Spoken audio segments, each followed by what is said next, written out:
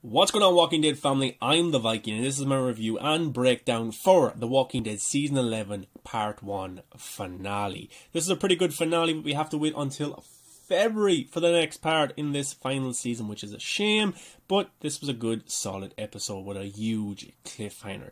Of course, we have Negan and Maggie using the Whisperers tactics to take on the Reapers and stop them once and for all, take it into their base and take the food that they need for Alexandria. And Daryl, of course, is undercover.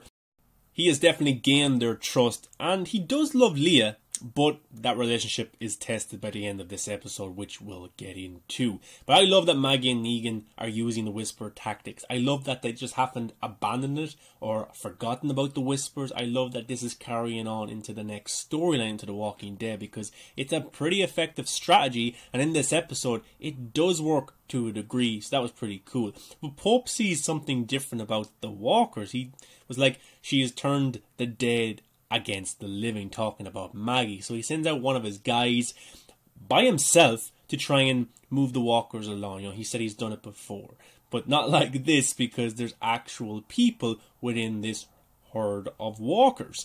And look, Pope has sacrificed so many of his men in this war. He's definitely stuck back in the old world when he was in war in Afghanistan or wherever he was fighting for America. Like, that's the way he was. And now he is treating this like a war as well. So he's sacrificing men after men. And Negan and Maggie are able to take out this guy. The Walkers surround them and then eat him alive. So pretty cool. Awesome scene. I love this, that Maggie and Negan were using the Whisper tactics. But back at Alexandria, things aren't going too well. There's a massive storm happening.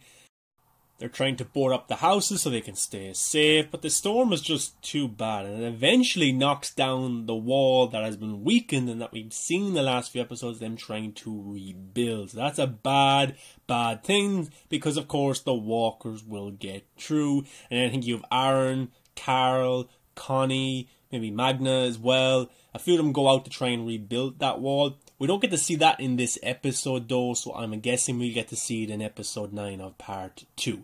So, but most of the Alexandria scenes that we got to see was inside this house.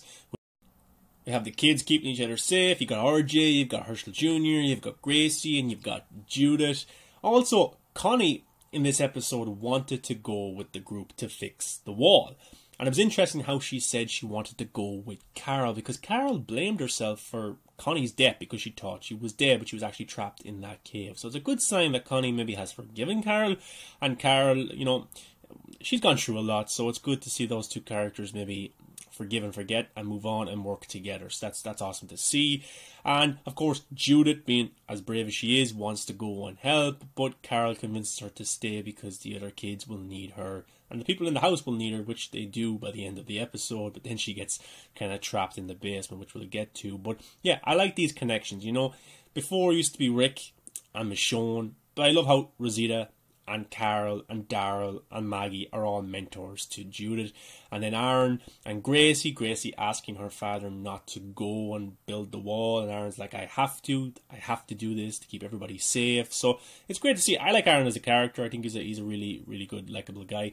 And Gracie at times does make some stupid decisions, which she does in this episode. She goes and she tries to practice her sword beside the window where the storm is going on, and a Walker eventually comes and tries to grab her. And then Pope kind of questions Daryl's, you know, his loyalty. He gives a story about a dog that he had to put down, and you know, Daryl is like, look, I won't bite you and I won't lick you, I'm not doing either. So Daryl tries to play that off with a bit of humour, so that was funny enough. But then it gets to night pretty quickly, and you've got Leah and you've got Daryl looking at the Walkers, who are moving very differently, you know. But of course, Daryl knows what's going on. He knows that Maggie and Negan and Elijah are manipulating the Walkers and how they move. Pretty sweet moment here between Judith and Gracie about being brave, you know, about coming together and stuff like that. But then eventually we get to see that scene where Gracie's beside the window and the Walker grabs her and Judith has to go over and save the day. But there was a sweet moment because Virgil in this episode was actually pretty good. You know, he was really, really good. He says to Judith, you remind me of your mother, you know, the way you act, the way you talk, carry yourself and stuff like that, which is pretty cool. But I really want Virgil to say, oh yeah, Michonne's going to get Rick. You know, going to get Rick. Just say that so everyone knows that Rick is alive, because that's a very important thing to leave out, Virgil. You know, we need to get this moving so Rick can return for the final episode, the final few episodes, or maybe set up Daryl and Kara looking for Rick, or a Michonne spin-off, or the movies, or something. Just tell them that Rick is alive. That would be a good help. But Rosita's also in this house as well, and she has a pretty badass scene. Like, Rosita this season so far has talked about having visions and dreams of Abraham, about death and stuff like that. So I wonder, is that foreshadowing her death later this season?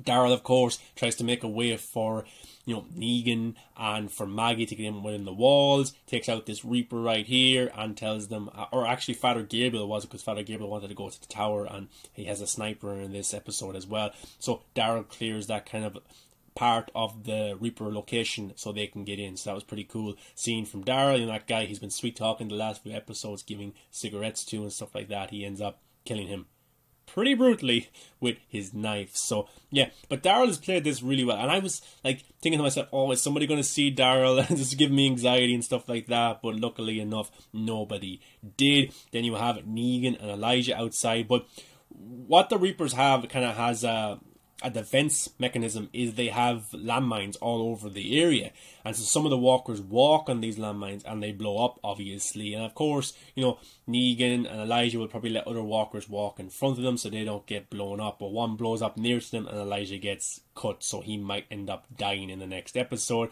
But Rosita went outside to handle all of the walkers all by herself in a pretty badass scene. Very Rick Grimes, very Michonne-esque scene. Awesome. It reminded me of No Way Out back in season 5, was it? Or season 6, where the walkers were all in Alexandria and Rick went out to take them down one by one. But Pope has a plan. It's like these fireworks. That's the plan, to put them out there, to let them off, and it will stop all the walkers.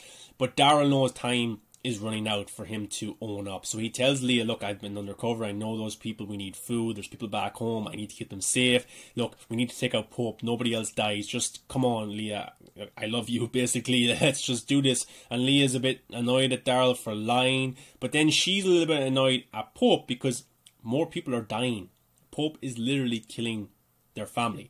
And it looked like Maggie was maybe going to get killed in this episode, but I think Father Gabriel was able to shoot a few of the Reapers before they could get to her. But she had an awesome scene where she knew time was running out because the walkers maybe weren't having that much of an impact around the surroundings of the Reaper location, so she's able to get into the Reaper location, get into this vehicle, and then crash it through the wall so the walkers can come in. So that was a pretty badass moment for Maggie right there. She was pretty proud of herself, and yeah, I really enjoyed that one so much. And then the Reapers were all shocked, like, what the hell, they're inside here with us? So that was awesome. And then the Reapers are distracted by walkers, they're distracted by, you know, Maggie being inside their walls, and of course Negan and Elijah outside the walls are manipulating the walkers. So that was really well done, really good tactics. And then Father Gabriel is up on the top of that tower, but then Leah kills Pope, her father figure, because Pope he's delusional. He really is. He's just driven by madness, by war, by blood. He just wants to kill Maggie. He wants to be in a war all of the time, but it's actually affecting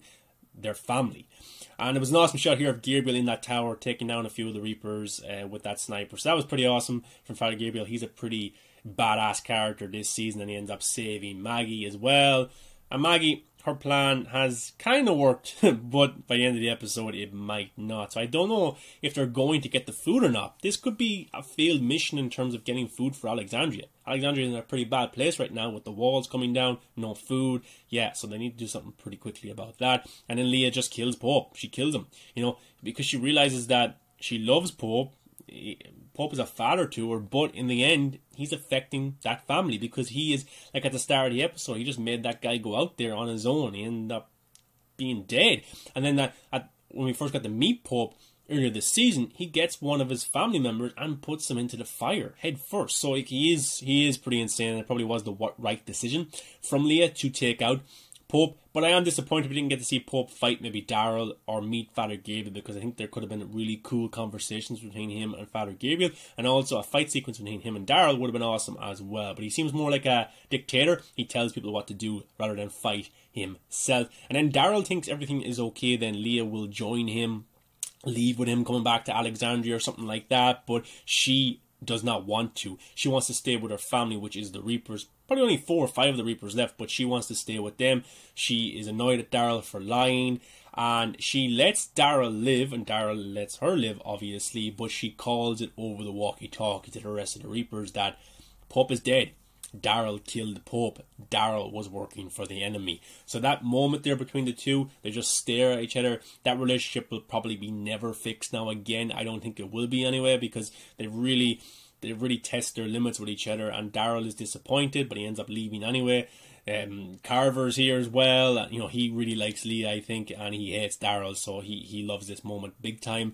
But it looks like the Reaper storyline will carry into part 2, something that I did not think would happen. I thought Leah would survive alright, but I thought the Reapers would be finished, but it looks not to be the case. Then back in Alexandria, you have Lydia, who's not getting that much screen time. I really liked her in season 10, but she's trying to hold this door here so the walkers don't get in, and then you have, you know, Gracie went down to the basement to try and get a weapon, and Lydia can't hold the walkers off for much longer, so they get in, and then when Gracie and Judith are going up the stairs, they see that there's walkers, so they have to close the door, and now they're in the basement, and the basement is about to be flooded as well because of the storm, because of the heavy rain, and you can see in the background there the windows where the water is coming in. So that's definitely a cliffhanger for these characters going into part 2. I'm sure they'll both survive, but still, it's a pretty tricky situation for these characters to be in. But then Leah is not holding back. She wants to kill Maggie, kill Negan, kill all these walkers,